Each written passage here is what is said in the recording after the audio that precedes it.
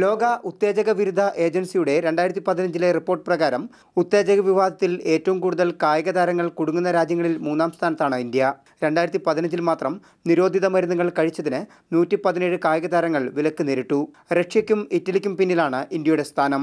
Olympics പോലുള്ള വൻ കായികമേളകൾക്കിടയിൽ താരങ്ങൾ പിടിക്കപ്പെടുന്നത് രാജ്യത്തിന് അപമാനമായി മാറിയതോടെയാണ് ഉത്തേജക മരുന്ന് ഉപയോഗം ക്രിമിനൽ കുറ്റമാക്കാൻ കേന്ദ്ര സർക്കാർ തീരുമാനിച്ചത്.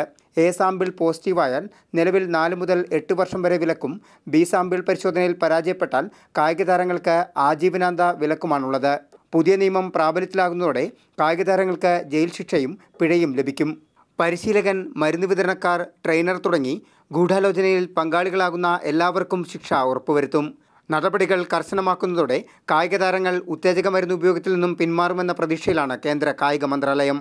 हमारे देश में डोपिंग को लेकर एक सख्त कानून बन जाए जिसका लोगों को भय हो और जिसमें ये भी हो कि डोपिंग लेने वाले को, डोपिंग करवाने वाले को एक സജാ भी दी जा सकती है. നിയമനിർമ്മാണത്തിന് കായിക നിയമ മന്ത്രാലയങ്ങൾ ചർച്ചകൾ ആരംഭിച്ചു.